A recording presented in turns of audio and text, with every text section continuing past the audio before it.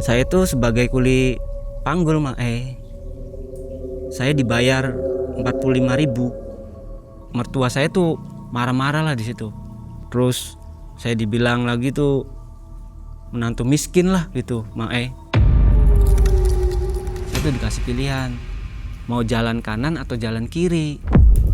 Sosok tinggi besar itu datang, si Gendoro itu megang yang kantong, terus disimpan lagi yang kantong hitam itu. Akhirnya saya buka, itu uang tuh banyak, ya kurang lebih sih 20 jutaan. Mimpi saya tuh datengin sosok Genderuwo. Jadi si Genderuwo itu kayak marah tuh ngajak saya ke sana lagi. Anak saya namanya sebut saja itu ya Fitri. Ini si Fitri sakit, dikasih minum dimuntahin, jadi makan nggak mau, kencing di situ, ya di situ. Jadi ya nggak kayak aktivitas orang yang normal Mang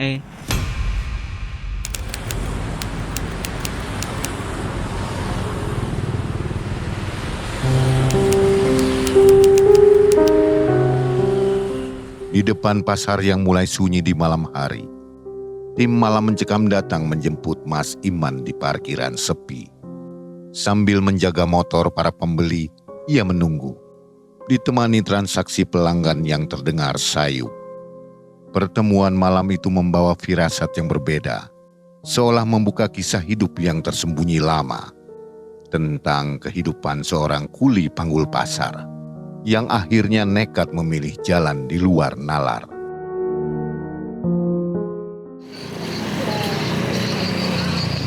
Mas Iman, lagi sibuk banget nih kayaknya. Ya, ini lagi rame sih tadi. Oh, lagi rame ya. Tapi udah selesai belum kerjaannya? Udah sini bentar lagi ya. Ya udah yuk, langsung aja ke Debas. Udah ditungguin sama Mang di studio. Siap. Bentar ya. Iya, oke. Akibat pandemi yang membuat pekerjaan hilang, membuat kondisi rumah tangganya menjadi tak tenang. Tekanan ekonomi dan hinaan mertua menusuk hati. Dalam keputusasaan, ritual pesugihan jadi solusi.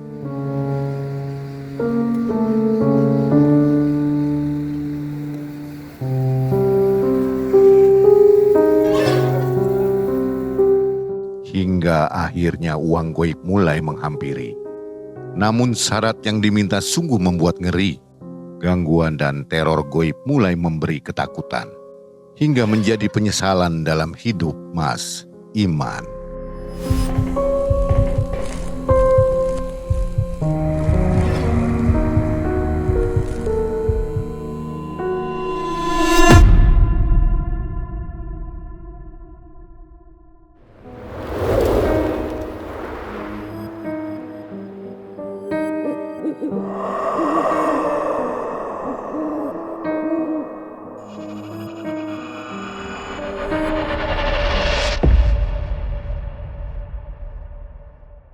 Assalamualaikum warahmatullahi wabarakatuh.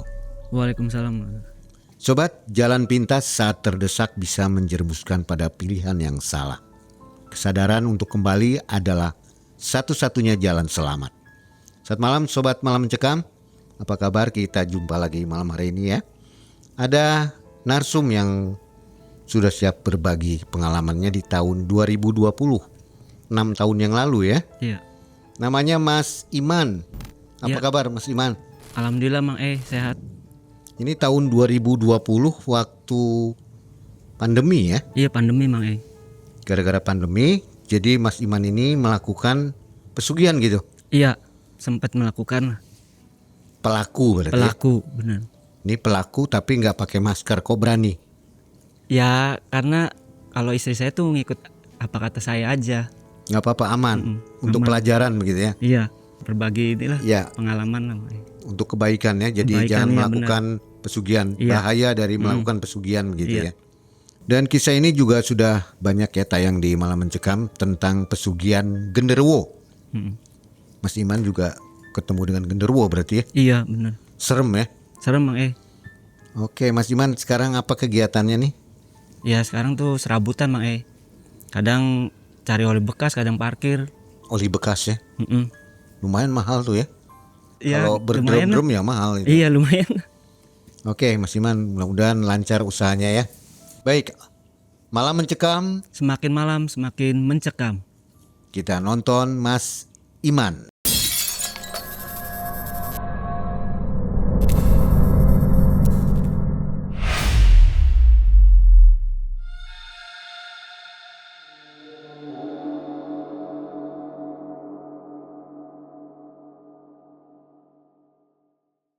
Jadi begini Mang pada tahun 2018 saya diajakin kerja oleh saudara saya, sebut saja namanya Edwin. Saya kerja di Jakarta Barat, itu di sebuah pasar.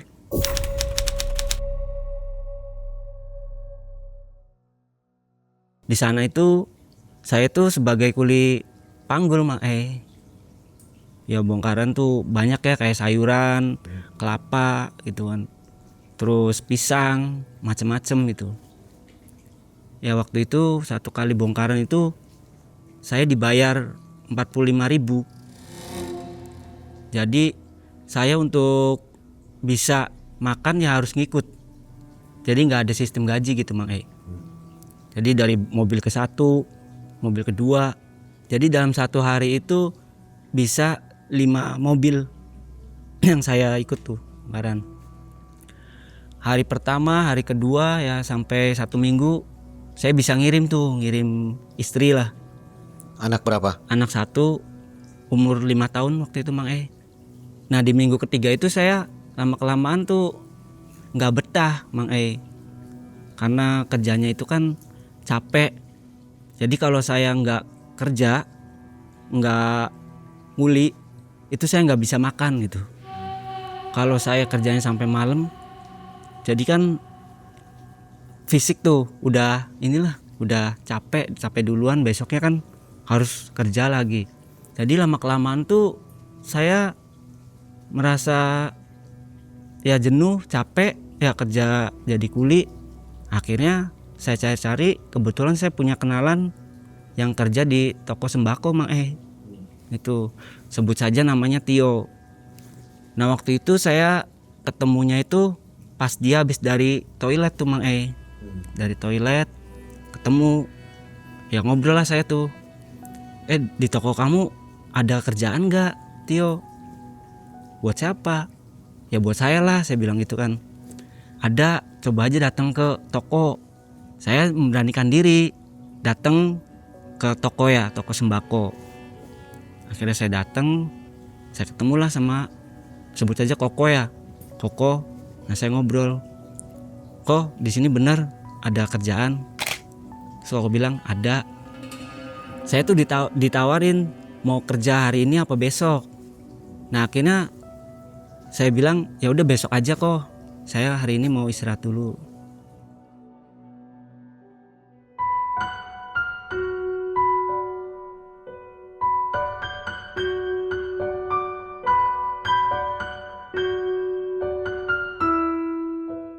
Besok saya berangkatlah ke toko sembako. Jadi buka toko itu jam 8 Mang Jadi saya datang tuh di awal lah, 7:30. Datanglah Koko tuh.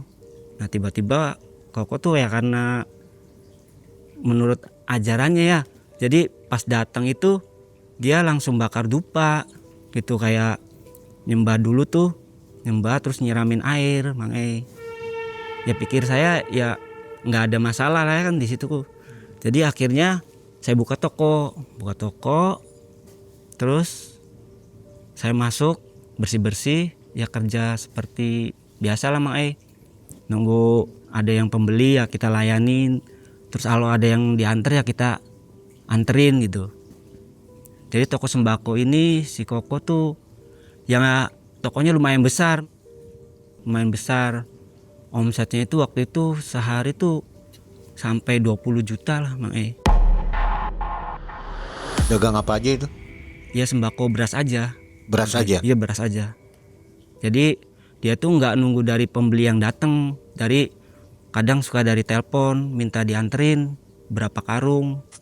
Nah situ tuh karyawannya 3. Saya, Tio sama satu lagi driver yang bagian pengiriman pakai mobil. Nah, kalau saya kan ngirimnya itu pakai motor Mang Jadi waktu itu tuh Saya gajinya itu 3,5 juta. Jadi dari jam 8 pulang jam 5.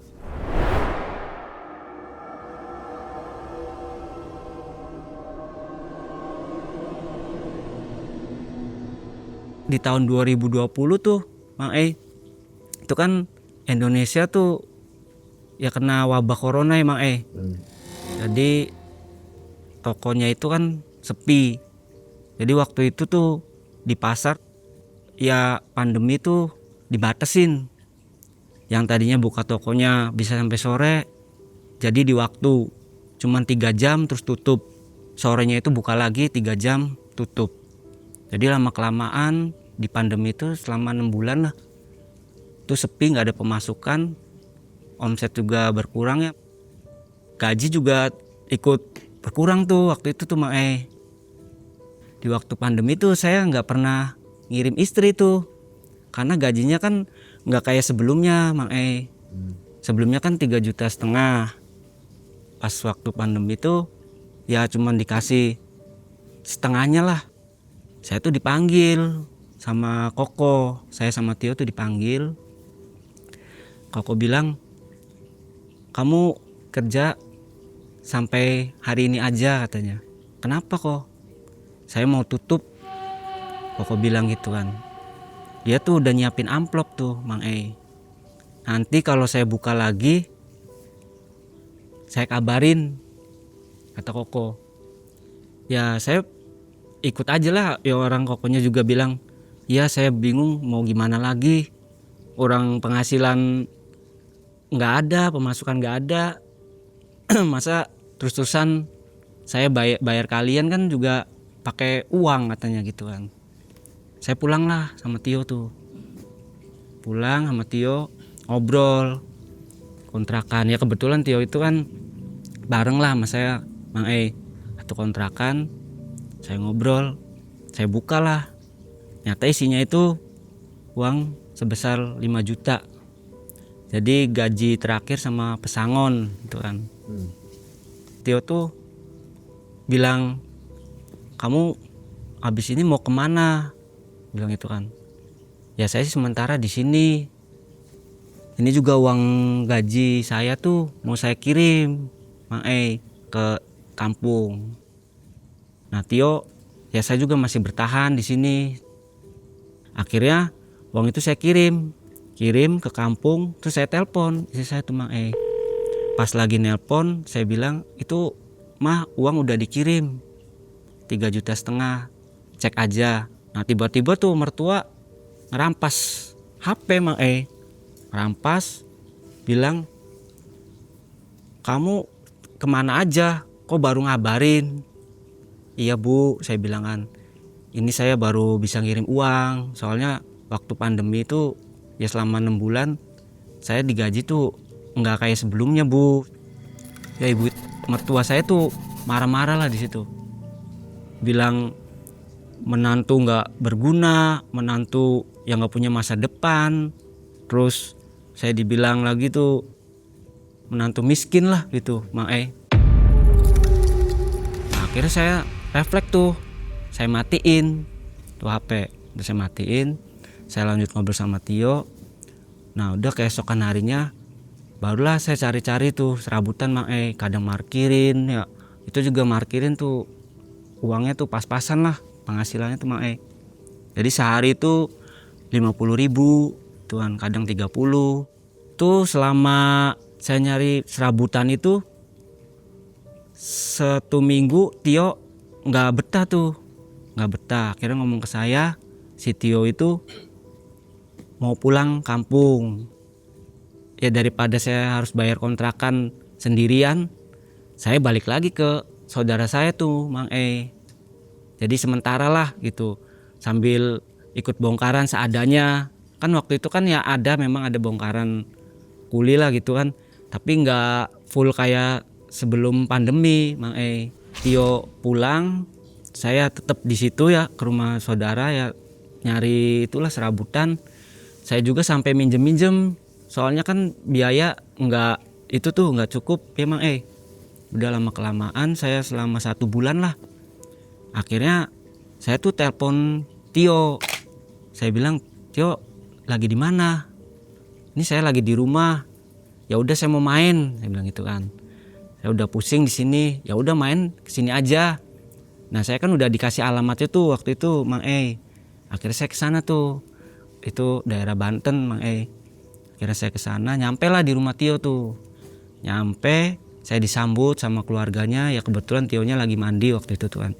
Saya suruh masuk, itu saya ngobrol tuh sama Tio. Yang ngobrol, saya pusing lah Tio. Saya bilang, di sana di pasar udah nggak ada penghasilan. Jadi saya di sini mau refresh otak lah. Tio tuh bilang, oh iya kalau kebetulan saya mau sore ini mau main ke rumah guru saya. Oh ya udah, ya nggak jauh kok dari sini, Tio bilang gitu kan. Nah akhirnya sore tuh ke rumah gurunya ya, sebut saja Mbah ya. Guru spiritual. Guru spiritual itu tuh.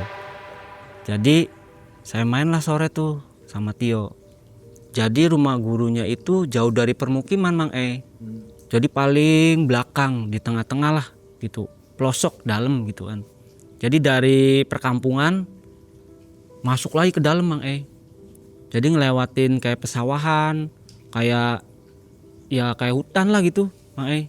Nah akhirnya saya tibalah di gerbangnya tuh, gerbang pintu rumah Mbah. Rumah Mbahnya itu seperti kayak bangunan Belanda tuh Mang E. Ada gerbangnya, terus pintunya tuh lebar, jadi kebuka dua gitu tuh, pintunya lebar. Nah akhirnya saya sampai, gedor-gedor tuh, gedor-gedor, Mbak tuh nggak keluar-keluar. Selama setengah jam lah saya nungguin tuh sama Tio, ya, ngobrol di situ tuh, ngalor idul lah ngobrol gitu kan. Akhirnya datanglah si Mbah tuh sama asistennya waktu itu. Saya mandingin Mbah ya, saya bilang, ini kok guru spiritual pakaiannya kok ini pakai yang kayak jubah hitam, terus pakai kayak belangkon tuh Mang E. Terus langsung salim kan, namanya sama guru kita salim, apa disuruh masuk tuh, masuk sama si Mbah, masuk duduk lah situ.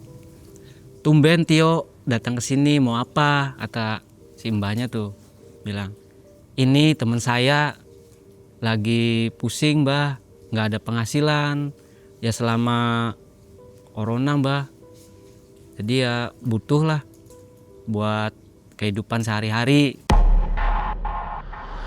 Ya udah ini tak temennya, iya saya kenalan udah. Nah akhirnya sama si Mbah itu, ini kamu kenapa kok pusingnya tuh karena apa, bilang gitu kan kata Mbahnya tuh. Nah akhirnya saya jelasin, ya pusing Mbah, ya mertua udah ngomel-ngomel terus, nggak enak lah sayanya tuh, nggak ngirim-ngirim sih, terakhir ngirim tuh 2 minggu yang lalu Mbah, saya bilang gitu kan. Saya juga di pasar udah banyak utang sana sini, saya harus ada yang dibayar. Terus si Mbah itu ngasih saran ke saya, ya bisa aja, dia bilang, ada pilihan tuh waktu itu Mang E. Saya tuh dikasih pilihan, mau jalan kanan atau jalan kiri. Nah saya bingung lagi tuh di situ. Saya itu nanya, nah jalan kanan itu kayak gimana sih Mbah, jalan kiri itu kayak gimana? Kalau jalan kanan itu kamu puasa 40 hari jangan putus, terus dikasih amalan. Duh itu mah lama ya Mbah, saya bilang gitu kan. Ada nggak yang singkat? Ya ada, jalan kiri. Ya udah, nggak apa-apa Mbah, singkatnya seperti apa, saya bilang gitu kan. Ya ini melakukan ritualnya seperti apa Mbah, saya bilang gitu kan. Jadi gini, dijelasin sama Mbahnya waktu itu tuh kan, ritualnya itu nanti kita ada mahar, kita untuk beli sesajennya lah. Berapa maharnya Mbah? 500.000 untuk beli menyan, terus kembang 7 rupa. Saya kan, waduh ini arahnya ke sugihan ini ya, dalam hati saya tuh Mak E. Ya udahlah, namanya saya pengen cari uang kan waktu itu kan, cari jalan solusi. Nah saya waktu itu ada uang cuman 100.000 Mak E.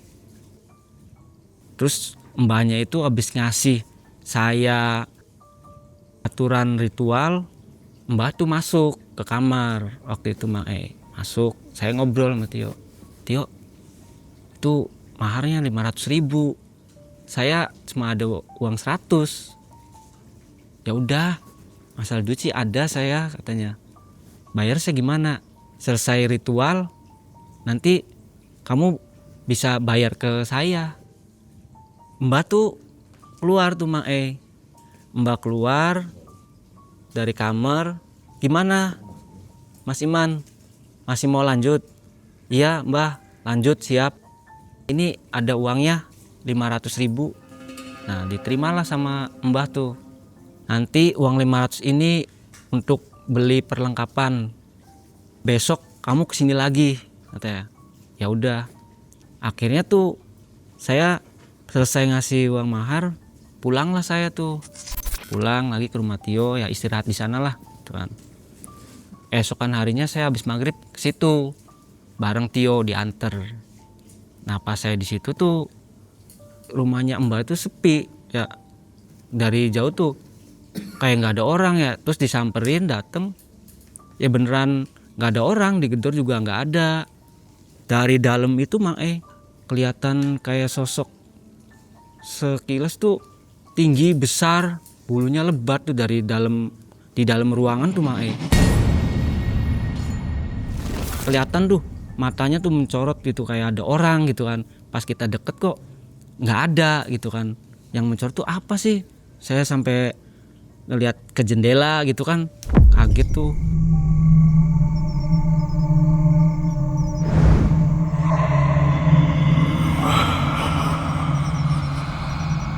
Terus tunggu ngobrol-ngobrol sama Tio, tibalah si Mbah tuh sama asistennya udah nyiapin perlengkapan ritual. Saya disuruh masuk sama Mbah tuh, disuruh masuk. Si asistennya itu disuruh sama Mbah, kamu nanti ini tikarnya itu kayak tikar pandan tuh Mang E. Tikar pandan dibawa ke ini tempat ritual, katanya. Bawa sama asistennya tuh semua. Jadi udah ada yang nyiapin lah. Kita ngobrol sama Mbah sampai waktu yang ditentukan. Waktu itu tuh jam 9 asistennya dateng, terus bilang itu udah siap semua. Nah akhirnya saya tuh diantar sama Mbah. Terus Tio bilang, saya pulang ya, kamu di sini. Iya Tio, udah sampai ketemu besok, saya bilang gitu kan. Saya ikutin Mbah tuh, ikutin Mbah ke tempat ritual jam 9 malam itu Mang E. Pas masuk itu, jadi dari rumahnya Mbah itu kayak ada jalan ke kayak pesawahan gitu Mang E, kayak kebon, hanya jalan setapak waktu itu tuh. Jadi kanan kiri tuh kayak ya banyak pohon beringin, bambu gitu. Kita lewatin, saya baru masuk aja udah kedengar ada yang suara yang nangis gitu kan, ada suara ngegerem Mang E. Tapi kok Mbah sama aslinya tuh biasa aja. Saya tuh di situ merinding tuh Mang E, merinding. Sempet saya tuh nggak mau ngelanjutin waktu itu tuh. Tapi ya namanya saya udah tekad lah, kira saya ngelanjutin. Itu tuh ngelewatin pohon beringin, terus ngelewatin lagi pohon randu besar. Nah saya itu ritualnya di depan pohon randu yang besar. Ya nanti kamu di sini, kata Mbah tuh. Nah di situ sebelum Mbah pergi, saya dibekelin kertas tuh Mang E. Jadi kertas itu mantra. Nah nanti kamu ini dibaca ya sambil nyalain menyan. Itu kembang juga ditaburin ke pinggir-pinggir gitu kan. Saya tinggal dulu, kata Mbah tuh. Nah akhirnya si Mbah ninggalin saya tuh Mang E. Ya namanya saya nggak pernah di tempat yang sepi ya. Jadi di situ tuh ternyata di depan saya kan pohon randu ya Mang E. Nah di belakang pohon randu itu ternyata makam Mang E. pahamnya itu ketika mbahnya pergi. Nah saya baru lihat, dah ini sih saya di makam. Jadi di depan saya itu pohon randu, di samping saya itu makam.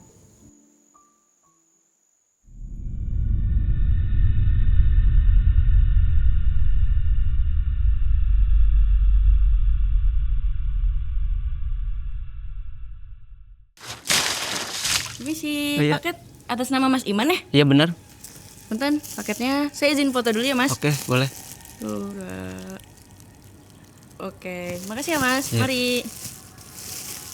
Kemarin saya mesen topi di Malam Mencekam. Ini udah datang. Keren topinya. Beli di Malam Mencekam Store. Akhirnya saya melanjutkan sambil baca mantra. Terus saya naburin bunga 7 rupa di sekitaran ininya, sekitaran ritual. Terus sama bakar menyan. Saya terus baca. Pas jam 10 malam itu ini denger suara-suara ya kayak orang nangis gitu kan. Terus makin kenceng tuh nangisnya. Saya bilang ini suara dari mana ya. Saya cari gak ada, makin merinding saya tuh ya di jam 10 tuh. Terus itu tuh pas jam 11 lewat itu kan kebetulan sih tuh pakai jam sih Mae. Dari kejauhan itu mulai mendekat, rambutnya gimbal, terus kok dari jauh kelihatan kok perutnya kayak ada 3 gitu Mae. Makin dekat ternyata sosok wewe gombel Mae. Jadi nya itu sampai selutut, perutnya buncit gede. Wah itu saya tuh benar-benar baru pertama kali saya ngelihat sosok wewe gombel tuh.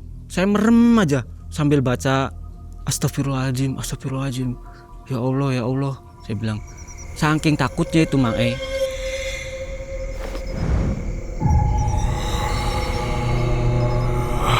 Saya merem aja itu sambil baca Astagfirullahaladzim. Nah udah lama-kelamaan saya mulai buka mata pelan-pelan. Kalau itu hilang, nggak ada. Jam 12-an lebih itu, ya itu kayak sosok pocong, kuntilanak itu ada di pohon randu. Ternyata tuh lagi merhatiin saya. Saya kan sambil baca mantra sambil telinguk gitu kan, ke atas, samping. Nah saya lihat tuh, itu kok apa? Bilang, ketawanya itu jelas banget Bang. Jelas banget waktu itu ketawa. Hi.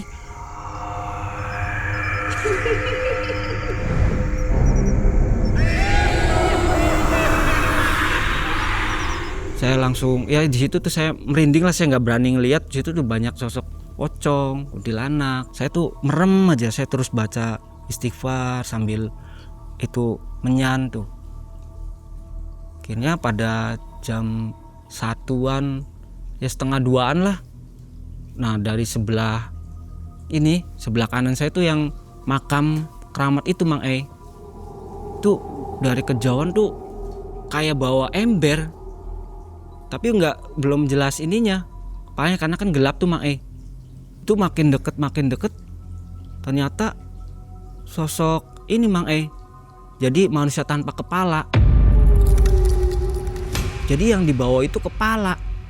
Nah kepalanya itu berlumuran darah lah Mang Saya lari di situ tuh sampai saya tuh jatuh ke lumpur, ke sawah. Badan saya kotor semua gitu kan. Saya lari, saya ke rumahnya Tio, kurang lebih berapa kilo itu tuh. Saya pokoknya jalan sendirian aja situ tuh Mang ke rumahnya Tio. Soalnya kan dari rumahnya Mbah ke rumahnya Tio itu nggak jauh sih Mang Bisa jalan kaki. Iya jalan kaki saya tuh. Di itu saya ketemu sama orang tuh, tanyain karena ada orang yang naik motor tuh ya ngelihat saya badannya ini penuh lumpur ya, kotor. Nah di situ tuh nanyain tuh mau kemana. Saya mau ke ini waktu itu desa, sebut saja ya desanya. Katanya, oh ya udah, nanti saya antar sampai ini, kebetulan saya mau ke pasar. Jam berapa itu? Sekitar jam 3-an lah Mang jam 3 lewat. Malam? Jam 3 malam. Pagi berarti ya? Iya pagi lah, menjelang pagi. Itu saya diantar sampai jalan depan masuk gitu, tempat masuk rumah Tio. Saya dia turun sini aja katanya. Saya bilang gitu, iya saya mau ke pasar kata orang itu. Nah akhirnya saya nyampe lah di rumah Tio. Yang buka bapaknya tuh waktu itu. Saya gedor-gedor tuh, bapaknya ya kaget lah ngeliat saya tuh Mang berumuran lumpur. Lah dari mana? Bapaknya Tio tuh bilang, iya pak, saya tadi habis main. Ya Tio sih pulang duluan. Saya tuh dipalak lah, dikejar-kejar. Akhirnya saya ngumpet. Taunya itu rawa ini, sawah lumpur. Nah ini akhirnya saya kotor kayak gini. Ya udah masuk. Saya bersihin badan apa. Tio dibangunin. Di situ lah Tio kaget. Tanya ke saya itu, lah kok di sini? Waduh, udahlah Tio, saya nyerah. Lah kok nyerah sih? Nanti apa kata Mbah gitu kan? Bilang kan Mbah katanya kalau udah ya lari, kalau kamu lari itu kan gagal, katanya kan gitu. Iya mau gimana lagi Tio, saya nggak sanggup lah ngelihat sosok itu. Saya baru pertama kali Tio, saya tuh nggak sanggup bener-bener. Ya udah kamu tenangin diri dulu, baru besok kita ngobrolnya katanya. Ya udah, akhirnya saya tuh istirahat. Nah besok bangun ngobrol sama Tio tuh, saya mau pulang aja lah Tio. Nah saya bilang ke Tio, mau pulang kemana? Ke pasar lagi, saya nggak bisa nganter kata Tio tuh. Ya nggak apa-apa Tio, cuman saya bilang kan, kamu masih megang uang nggak? Ya ada nih kata Tio tuh. Udah nggak apa-apa, ini mah nggak usah diganti katanya. Ya nggak apa-apa, saya minjem dulu, saya bilang gitu kan. Nah akhirnya dikasih lah saya tuh ongkos tuh 100.000 waktu itu kan. Pulanglah saya ke pasar lagi tuh. Saya ke tempat saudara yang waktu pertama kali saya datang tuh dia tuh kaget ngeliat saya kok. Lah mana aja baru kelihatan main, saya bilang kan. Kemana? Ke rumah Tio. Oh ya udah. Nah saya di situ makan ya, kerja serabutan lagi tuh ya sana sini cari, pusing tuh selama 2 minggu lah di situ tuh. Nah akhirnya saya berpikiran lagi tuh, duh mana ya saya di sini, utang tuh makin nambah. Saya gimana ngejanjiin harus akhir bulan ini harus bayar. Saya beranikan diri tuh tanpa melalui Tio. Akhirnya saya ke rumah Mbah lagi tuh besok harinya tuh. Pas saya mau berangkat itu, di perjalanan ke rumah Mbah tiba-tiba tuh saya ketemu orang tuh, mau kemana? Mau ke rumah Mbah. Cuman orang itu nggak kenal tuh. Katanya di situ ya hati-hati, soalnya di situ tuh ini orangnya suka nggak ada. Coba aja ke ini dulu, ketemuin dulu katanya ke rumahnya. Ya akhirnya saya kesana, dateng. Nah sampailah saya di gerbang rumahnya Mbah tuh. Saya waktu itu dateng itu jam habis asar saya dateng. Nyampe di rumah Mbah tuh kosong, kayak nggak ada orang. Saya tuh di situ merinding itu merinding, walaupun sore tuh nggak tahu suasananya itu beda lah. Tuh nungguin gitu kan, mau masuk nggak berani sih mau masuk gerbang rumahnya tuh, masuk ke halamannya nggak berani. Saya nungguin sambil ngerokok. Akhirnya saya mendekati gerbang tuh deket, oh nggak dikunci, nggak digembok gitu kan. Ya udah saya buka masuk. Saya tuh lama itu dor ada hampir ya setengah jam lebih lah di situ. Sosok yang tinggi besar itu ya semacam kayak Gundoro itu kelihatan tuh. Jadi kayak kacanya itu kan nggak ada hordengnya tuh. Jadi dari situ tuh kelihatan gitu. Dia tuh kayak lagi berdiri. Dia tuh kayak masuk kamar ke belakang gitu. Jadi kayak di sekitaran situ. Saya tuh nunggu, kok Mbak lama banget ya. Saya keluar lagi tuh dari depan pintu ke luar gerbang. Nah akhirnya si Mbak itu dateng, udah lama nungguin saya, udah lama Mbah. Nah akhirnya ya udah masuk, kita ngobrol sama Mbaknya. Kemarin gimana? Bah saya ini, Bah saya gagal gitu kan. Gagal gimana? Ya saya lari, Mbah. Saya takut lah. Terus si Mbak itu kayak sebenarnya dia tuh tahu tapi dia nggak mau ngasih tahu langsung ke saya gitu kan. Nah terus tujuan kamu kesini mau apa? Nah akhirnya saya ngobrol lah di situ. Jadi ya inilah Mbah, saya udah buntu lah. Nah tapi ini harus bayar lagi buat beli perlengkapan. Nah yang kemarin kan buat 500.000 itu kan buat beli perlengkapan. Kata Mbah, ingat jangan lari lagi. Kalau lari lagi ya kamu gagal, ngulang lagi. Kamu ngeluarin uang tuh buat beli perlengkapan. Nah kamu kan kesini kan tujuannya kan mau nyari uang, mau nyari solusi buat bayar kebutuhan sehari-hari. Saya tuh bayar tuh, ngasih uang ke Mbah. Udah saya terima ya, kamu tungguin dulu di sini. Nah akhirnya si Mbah tuh ketemu asistennya, ngobrol lah di luar tuh, ngasih uang beli ini. Jadi perlengkapan ritual kayak kembang 7 rupa, terus menyan ya dan lain-lain itu kan dikasih ke asistennya Mbah. Nah saya ngobrol lama tuh, dia bilang emang kamu ketemu sosok apa? Saya bilang ya banyak lah Mbah, situ namanya di tempat keramat. Nah saya nanya itu tempat keramat apa Mbah? Petilasan. Akhirnya ngobrol-ngobrol, jam 8 itu datang asistennya ngasih perlengkapan semua kayak kembang 7 rupa terus menyan. Nah terus sama Mbak tuh masuk ke kamarnya. Nah saya nunggu lama, kok dari kamar tuh kayak lagi ngobrol tuh Mbak tuh ngobrol, suaranya itu ya jelas banget, jadi kayak ngobrol sama sosok makhluk tuh. Merinding waktu itu tuh. Jadi saya ya udahlah, akhirnya Mbah keluar. Ya udah ikut saya katanya. Akhirnya saya ikut lagi tuh. Pas masuk aja itu di pohon beringin ada sosok ini kuntilanak tuh. Kuntilanak jelas banget. Tapi ya si Mbah sama asistennya tuh ya diem, cuek aja jalan. Ya saya kaget aja. Cuman saya nggak berani natap. Itu jelas banget. Berdiri di dekat pohon beringin. Ya rambutnya terurai, panjang. Ya kakinya tuh nggak jelas lah, nggak napak gitu kan. Ya tetep aja jalan, saya tuh nggak mau menoleh.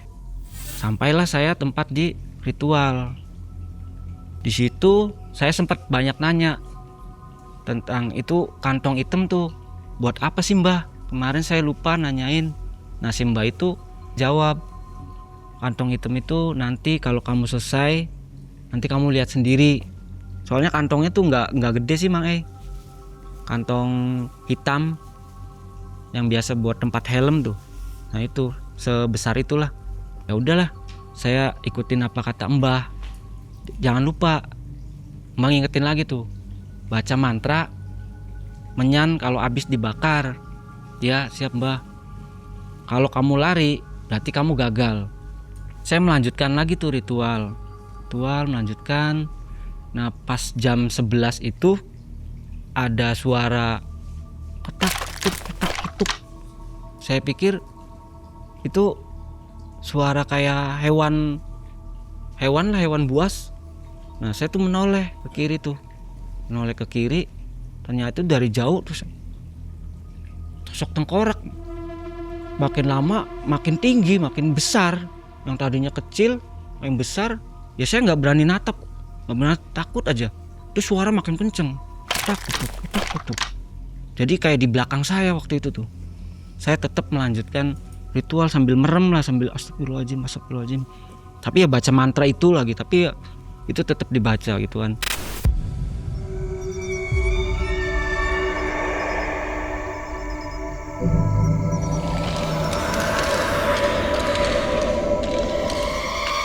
Sampai akhirnya itu sosok hilang.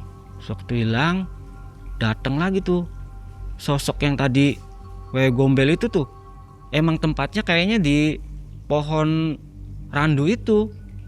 Datang lagi, dia malah berinteraksi lah, nanyain saya, kamu datang sini jangan setengah hati. Kalau kamu setengah hati nggak usah kesini, sambil nadanya itu serem itu, Mai, serem. Ya saya cuman dengerin aja, nggak berani natap. Saya cuman nganggut-nganggut gitu kan. Saya nganggut, terus ada sosok pocong lah waktu itu tuh, yang ngintip-ngintip tuh, terus aja. Nah ternyata di belakangnya itu ya banyak pocong bergelantungan. Itu tepatnya ya mau jam 1 lah. Itu sosok gede, tinggi tuh, dari kejauhan tuh, dari belakang pohon randu itu dateng. Kayak getarannya itu berasa, angin kenceng gitu tuh. Waktu pas sosok Gundoro itu dateng, gede. Tapi kok yang sesajen itu nggak tumpah, nggak berserakan, jadi nggak berantakan. Kalau pohon sih ini goyang tuh daunnya. Jadi pas sosok itu datang makin lama makin deket. Terus si Gendoro itu megang yang kantong, terus disimpan lagi yang kantong hitam itu. Udah, saya tuh terus baca mantra. Akhirnya pada jam hampir menjelang subuh, Mbak tuh datang jemput saya, terus nepuk saya dari belakang. Udah selesai. Nah saya kaget tuh, saya kayak abis tertidur tuh, Bang E. Nah si Mbak itu megang kantong hitam. Ini hasil ritual kamu. Ya udah kita bicara di rumah aja katanya, Tuan. Terus saya dibawa ke rumah Mbak tuh.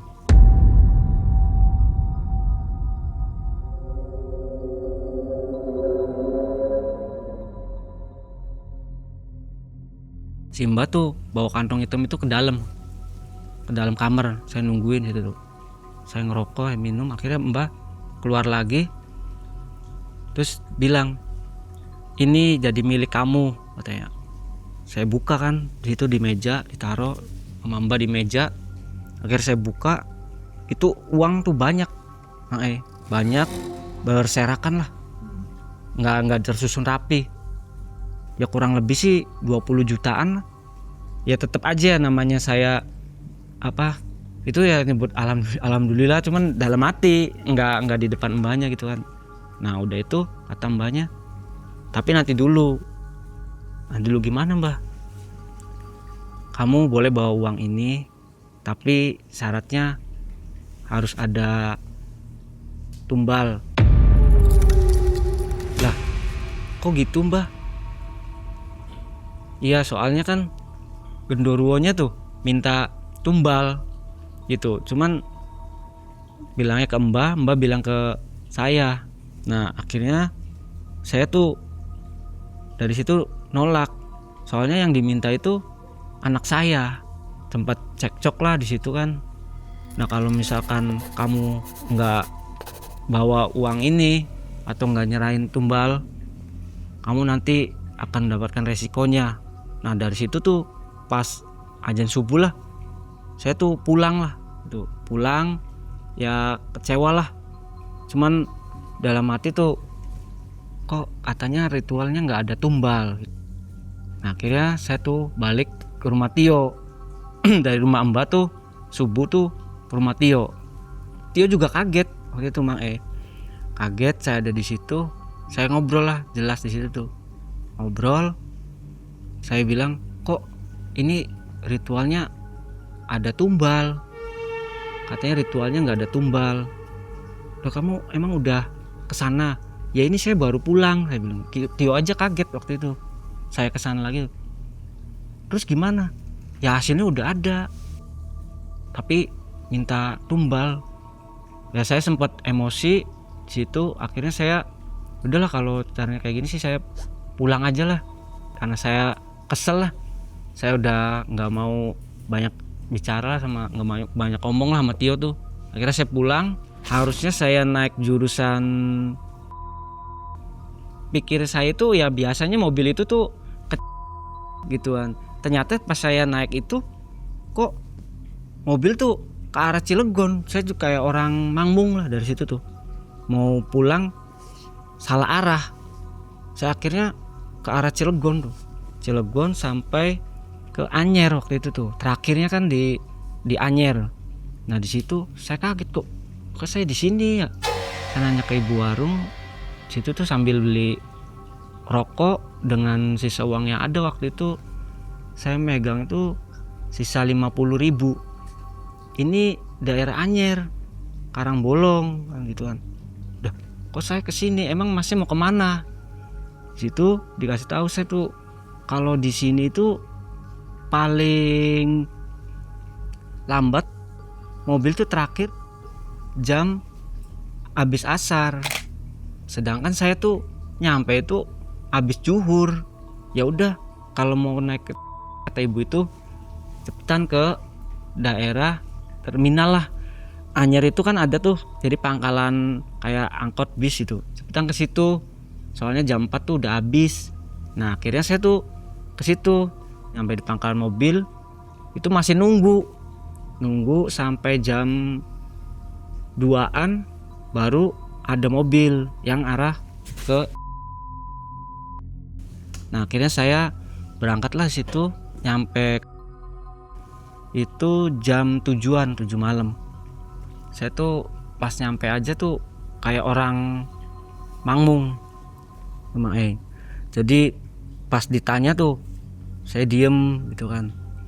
Ditanya sama saudara, saya asal jawab gitu kan. Iya, udah makan belum? Diem aja saya tuh. Jadi kayak enggak seperti biasanya. Saya suruh istirahat, duduk. Itu pun enggak mandi. Biasanya kan saya kalau datang tuh mandi, ini enggak seperti biasanya. Lama kelamaan saya di situ, saudara saya ini yang Edwin itu, dia bilang ke orang spiritual. Jadi Mas Adi itu nyamperin saya, dipanggil sih sama Edwin. Saya diajak ngobrol sama Mas Adi. Jadi kayak ngambang tuh, ngomongnya nggak kayak biasanya. Nah akhirnya Mas Adi ngasih tahu, ini ada yang aneh, bilang ke Edwin. Ini kayak orang tempelan. Jadi kayak ada yang ngikutin. Udah dipegang tangan saya, terus siapin aja, bilang ke Edwin tuh, aqua sama gelas. Nah terus aqua itu dibacain, terus dituang ke gelas, diminumin lah ke saya tuh. Terus di muka saya dicuci pakai air doa itu. Nah saya tuh dipencet ininya nih, langsung kaget gitu. Jadi minum tuh langsung kayak batuk, airnya tuh dimuntahin lagi. Nah di situ saya tuh lemes banget. Terus saya nanya, ini ada apa sih Edwin? Edwin awalnya nggak mau cerita tuh. Nah akhirnya Edwin mau cerita, kamu kemarin dari mana? Saya habis main ke rumah Tio. Terus si Edwin itu bilang ke saya tuh, kamu ada yang ngikutin kemarin itu. Ngikutin gimana? Ya pokoknya ada yang ngikutin, cuma nggak dikasih tahu wujudnya seperti apa. Kamu tuh kayak orang mangmung, kayak orang linglung. Ditanyain ini jawabnya apa, pokoknya diem aja, nggak banyakan ngomong kayak biasanya. Terus saya gimana, Win? Ya nanti aja besok. Nah besok tuh nggak ketemu lagi sama Mas Adinya tuh, nggak datang. Nah selama habis penyembuhan itu saya tuh ya didatengin ini, mimpi saya tuh datengin sosok Gundurwo. Jadi si genderuwo itu kayak marah tuh ngajak saya ke sana lagi.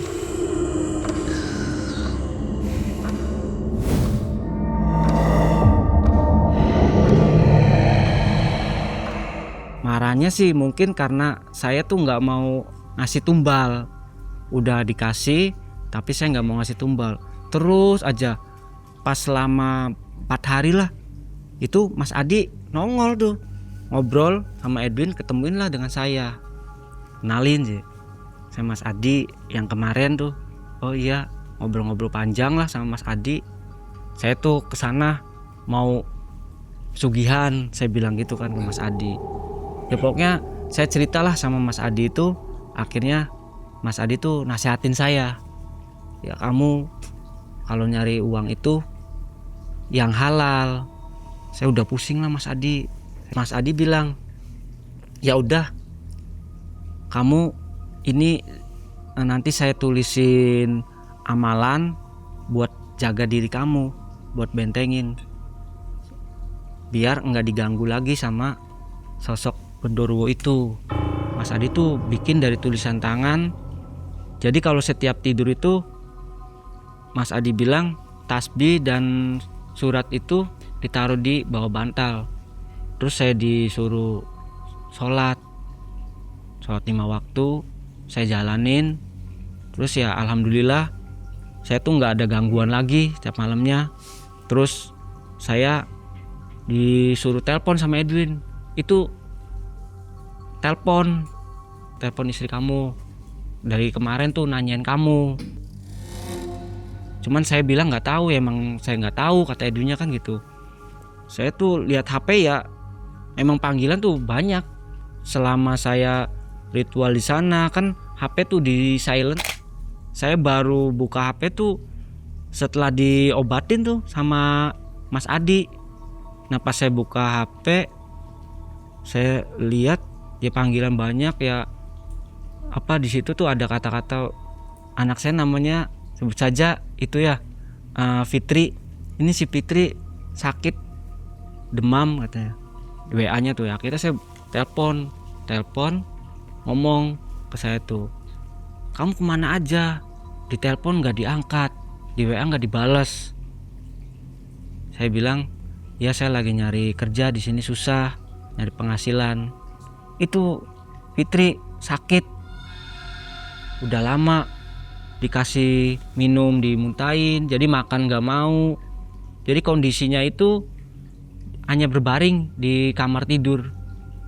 Jadi berbaring, nggak mau makan, kencing di situ, ya di situ. Jadi ya nggak kayak aktivitas orang yang normal Mang. Itu saya buru-buru pulang. Nyampailah saya ketemu sama istri saya. Nah saya tuh saking sedihnya ya, situ saya meluk istri saya gitu kan. Saya meluk istri saya nanyain, Fitri mana mah? Itu di kamar ya. Akhirnya saya lihat kondisinya, ya Allah, saya tuh sampai sedih lah di situ tuh. Jadi kondisinya tuh nggak bisa apa-apa gitu kan. Ini udah dibawa ke dokter, udah kemana-mana, udah ke dokter, ke puskesmas, sampai ke Pak Ustadz pun. Ya maksudnya Ustadz yang ini ya, katanya cuman ini mah demam biasa. Mungkin Pak Ustadznya itu nggak mau ngomong atau gimana, nggak tahu tuh. Cuman bilangnya ini mah demam biasa. Nah pas saya datang ya masih demam. Akhirnya saya tuh inget, oh iya saya pernah diobatin gitu kan. Nah saya telepon Edwin tuh, terus disambungin lah ke Mas Adi. Akhirnya saya kan nelpon tuh, Mas punten, ini saya tuh datang kok, kondisi anak saya tuh sekarang demam, nggak bisa ngapa-ngapain Mas, ya, tolong dong di ini Mas Adi diobatin lah. Akhirnya Mas Adi tuh namanya siapa, nah terus dikasih tahu nanti siapin aqua sama gelas. Nah di situ saya nyiapin, telepon balik tuh, udah siap semua, udah. Nah udah, nggak tahu dibacain apa sama Mas Adi. Ya udah itu diminumin katanya ke anak kamu. Nah akhirnya saya tuh ke kamar, saya baru ke kamar, diminumin, diraupin itu tuh. Ya diguyur lah sama saya tuh, guyur, diraupin sampai basah kan bajunya. kakinya kan dibalur lah pakai air, udah terus diminumin. Akhirnya pas diminum itu batuk tuh, kayak orang keselak tuh, batuk keluar air. Dia tuh langsung nyebut mama gitu kan. Saya tuh alhamdulillah dalam hati tuh nyebut, ini udah bisa bangun langsung nyariin mamanya. Cuman waktu itu kondisinya emang masih lemes karena ya ada sekitaran 3 minggu itu saya tetap masih kontekan sama Mas Adi, dan Mas Adi bilang, itu nanti kalau anak kamu tidur jangan lupa tasbih sama yang saya kasih itu tulisan Al-Quran, kamu simpen di bawah bantal anak kamu. Jangan lupa katanya, kamu juga sholatnya jangan tinggalin sholat 5 waktunya. Dari situ tuh saya terus sampai menjalankan kehidupan yang normal sampai sekarang. Alhamdulillah anak saya udah baik, Mang. Jadi akhirnya penyesalan ya, Penyesalan, dan ritualnya juga nggak berhasil ya. nggak berhasil. Anak sakit gara-gara apa? Iya, waktu itu kan pas saya nelpon itu kan ya bilangnya Mas Adi, ya itu gara-gara ulah kamu katanya. Anaknya sakit itu gara-gara dikejar-kejar genderuwo gitu. Ya, jadi kan awalnya kan di situ kita tuh ada perjanjian, ikatan lah. Tapi saya nolak. Jadi dari situ itu nyerangnya ke anak. Hampir-hampir ya? Iya, hampir itu. Oke. Mm-mm. Baik, jadi bahaya sekali mengikuti pesugihan ya. Iya, Nggak akan mengulangi lagi. ya nggak akan udah. Apa mau nyoba lagi? Nggak lah, kapok udah. Saya udah nggak ada niatan. Baik. Kira-kira pesan untuk orang yang sedang mencari-cari pesugihan apa, Mas? Ya kalau bisa sih jangan nyari pesugihan. Kalau misal pun ada ritual tanpa tumbal itu bohong. Pasti ujungnya itu ada tumbal. Jadi kalau menurut saya jangan lakukan pesugihan. Mending nyari uang yang halal aja. Hidup pernah menekan Mas Iman hingga tak tersisa pilihan. Pekerjaannya hilang, hingga harga dirinya ikut dipertanyakan. Mas Iman memilih untuk mencoba jalan cepat itu. Namun, ritual menyimpan syarat yang terlalu kejam, yang membuat Mas Iman memilih untuk menolaknya. Namun, gangguan tak berhenti begitu saja. Hingga akhirnya, Mas Iman kembali pada jalan yang benar. Dan di sana, ia belajar bahwa ternyata kesabaran lebih kuat daripada keputusasaan. Halo Sobat Malam Mencekam, ini waktunya buat sobat semua untuk jadi lebih dekat bersama Malam Mencekam. Ayo gabung membership sekarang juga, cuma dengan 10 ribuan. Kalian bisa dapat akses ke ratusan konten eksklusif. Mulai dari pembuktian ilmu goib, perjalanan dan penelusuran tim Malam Mencekam, sampai momen lebih dekat bersama para narasumber. Dan gak cuma itu, member juga bisa nonton video terbaru lebih awal. Plus dapat emoji dan badge eksklusif khusus member, biar identitas kalian makin mencekam. Klik tombol gabung sekarang dan jadilah bagian dari keluarga besar member Malam Mencekam.